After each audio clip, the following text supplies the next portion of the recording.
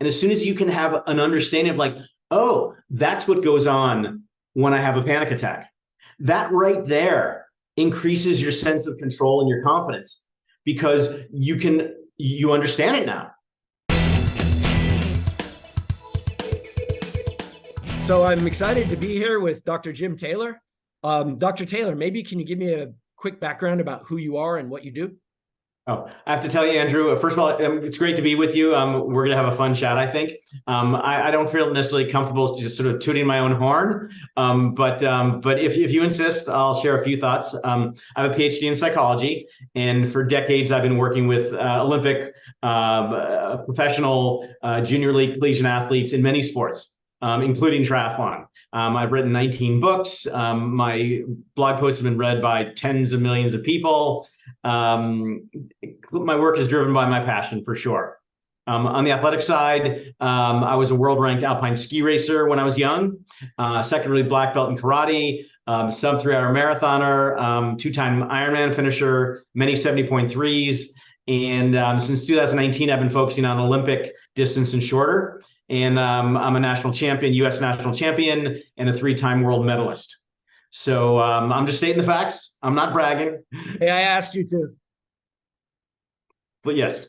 Cool. Excellent. So the first topic I would like to talk about is sort of the swim panic or anxiety or whatever you want to call it. And for me, it's a big one because I always thought, oh, that's not me. I'm a very, very confident swimmer. Grew up swimming in the, rivers, going down the rapids with no boat and, jumping off cliffs and swimming through caves in Mexico as a little kid. It was never scary. I was never fast, but I was massively confident to the point of being irresponsible. And then I did like 13 or 14 half Ironmans and a few full Ironmans, never had any trouble. And then suddenly in St. George last year in October at the World Championships, I had this sudden sense of impending death is what I had. Claustrophobia closing in. The world was getting smaller and I was going deeper into a tunnel that I would not come out of. And I just told myself, I can make it. This is no problem. What am I thinking? This is ridiculous. And then the swim was slow, but I came out of it. And then my next race, a few months later, same thing happened. And the first one was cold. The second one wasn't. And then the third race after that in Finland at the World Champs last month, nothing happened. And I don't know why. And there must be some underlying thing, but I've never had any kind of swim trauma or swim distress before. Do you have any insight into what this could possibly be? Or maybe not for me, but how does this manifest with other people? Yeah. So the last couple of years, I've worked with a number of triathletes and swimmers who just out of the blue, after years of not a problem, all of a sudden have panic attacks. And I have sort of two theories on this. First of all, is a physiological theory. And so particularly cold water, but also just the shock of being in water often triggers a panic reaction because it activates the primitive brain. And the primitive brain is driven, its primary instinct is to survive. And that creates the fight or flight reaction or the fight, freeze, or flight reaction. And that is what a panic attack is. And so what happens is your physiology just goes haywire. Heart rate goes up, respiration shortens, muscles tense, you start sweating, and you experience this as like freaking out. And so that's one possibility. And then of course, that gets into your mind. You feel intense fear very often. The triathletes I've worked with, that's the way they describe it. And that just totally crushes their trust in themselves, their comfort in the water, their confidence that they can be okay. Because the thing about water is it's not our natural habitat. Plus, you can die in water. Running, yeah, occasionally someone will have a heart attack, doesn't typically happen. Bike, yes, people crash. Sadly, some people die, injuries and so on. But for the most part, that is our natural habitat on ground. And so it's something that we are probably never, ever completely comfortable with. So most people can be vulnerable to this. And again, I've worked with some very high level triathletes, age group triathletes who never had a problem. And then all of a sudden they freak out, and then it happens for a while. Then sometimes it disappears. Sometimes I work with them and we work through it. And I can discuss some of that in a little while. So one is a physiological reaction. Somehow the body perceives, the primitive brain perceives that we're in danger, even though we're not. And a part of that, there's a psychological element to that as well, of feeling out of control. So again, cold water, waves, distance from shore, all these things can play a role in activating our survival instinct and in communicating that our primitive brain that our life is on the line. That's one side of it. The other side is a reaction where the panic attack is a symptom of some sort of underlying psychological things that are going on. And often it's I found with one particular triathlete I work with, he went through a period of tremendous stress. And he was keeping it all together in his life, his family life, and his work. But this level of stress, it accumulates, and it finally had to be released somehow. So it happened in the water, where again, by definition, we are more physically and emotionally and psychologically vulnerable. And so with him, I had to sort of work through the stressors and those underlying causes. Whereas with the first group, I deal with some of the more manifest concerns like negative thinking, worry, doubt, as well as some of the physiological issues related to breathing, muscle tension, and so on. Incredible. So, I mean, I was pretty stressed out before the race just a few weeks ago in Finland. I was with my wife, and she was very, typically I keep these things to myself because she doesn't need to know.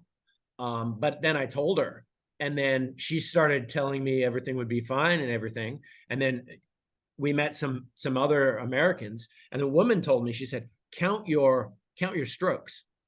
My coach had told me, think of your breathing. Think, pull, breathe out, breathe in, whatever. All these things to get your mind off of it, which actually worked for me. But then she told me a more immediate one, which was just count your strokes. And I got up to 300, and then every 100, I'd reset to 100. And that actually did it for me, counting my strokes and also thinking, pull, whatever, breathe, catch. And that, I guess it got my mind off of it. Right. Well, that's really at the heart of that, Andrew. It distracts you from focusing on the negative things you're feeling or thinking, and those emotions. And simply by taking your mind off it, it turns the volume down on them. So different forms of distraction can help. But another part of that is by focusing on your breathing, focusing on proper technique. You're not only distracting yourself, but you're also focusing on things that give you a sense of control. So Right. if you think physiologically, there's if you think about like breathing, heart rate, adrenaline, blood flow, breathing is the only thing that we can directly affect in terms of our autonomic nervous system. So we can't just sit here and go, okay, heart rate lower, adrenal gland don't secrete, blood flow shift. But we can indirectly affect those areas by breathing. You get more oxygen in your system. You feel more comfortable. You're able to perform better because you have oxygen in your system. Whereas when you panic, it's like you go like that, and so that helps you physiologically, but also the sense of control. Because we humans, we really don't like being out of control. Because on the Serengeti 250,000 years ago, when we officially became Homo sapiens, if we were out of control, what was likely to follow? Death. And so anything we can do to instill in ourselves a feeling of control, that makes us more comfortable, which is counter to the panic attacks and the anxiety that we can feel sometimes for those who have those experiences when they're swimming. So panic means, what is panic? Is panic the involuntary things happening? But you're saying if you can change some of the voluntary, what is voluntary? Breathing is voluntary. How your form is voluntary. So if you can, yeah, commandeer those. Right. Thinking is voluntary, because one thing that separates us from other animals is we have this thing up here called the prefrontal cortex. I call it the PFC. And the prefrontal cortex is involved with being able to weigh risks and rewards, short-term and long-term consequences, to look at our options. And ultimately, it's about helping us, enabling us to make choices. So animals don't choose how do they behave. It's their inborn instincts are what cause their behavior. They eat, they drink, they hunt, they run, whatever it might be. So we have the capacity to make choices. And so much of my work is about helping people to make choices. So I can freak out here, or I can breathe. I can focus on my keywords. I can think positively. I can have pleasant images in my mind.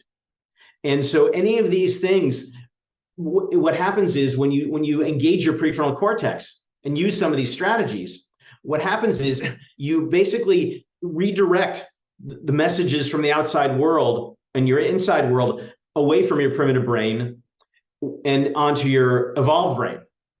And by doing that, that primitive brain has either loses its impact or has a reduced impact. So you might still feel something, and you sort of suggested that you still felt stuff going on with you, but you were able to take control of it by, again, engaging your prefrontal cortex and making choices and giving yourself a sense of control and sending signals to your mind and body that you're okay. You're not going to die. Incredible. So you just got to the heart of it, which I hadn't, although I studied psychology as well. I didn't break it down in terms of, the prefrontal cortex versus what you really is involuntary. And now having that kind of framework to think off of allows me the tools, I think, to move forward without having this happen. Yeah. So, and one of the quick point about that is that I think one of the great things about sports psychology and mental training is that clearly everybody knows the mind is important in performance, but most people don't have a vocabulary to describe it or an understanding of what's going on. And as soon as you have a label you can put on something, and as soon as you can have an understanding of like, oh, that's what goes on when I have a panic attack, that right there increases your sense of control and your confidence, because you understand it now. And understanding then enables you to then act in some positive way and control the situation. Well, thank you for that demystification, which is what I needed. Very good. All right.